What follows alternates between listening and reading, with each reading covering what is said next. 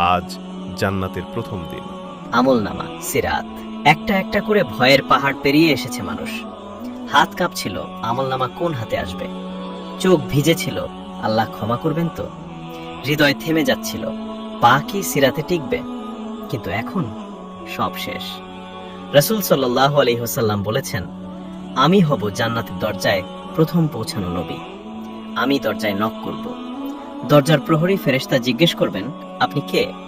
আমি বলবো, মুহাম্মদ সাল্লাল্লাহু আলাইহি ওয়াসাল্লাম। তখন দরজা খুলে দেওয়া হবে।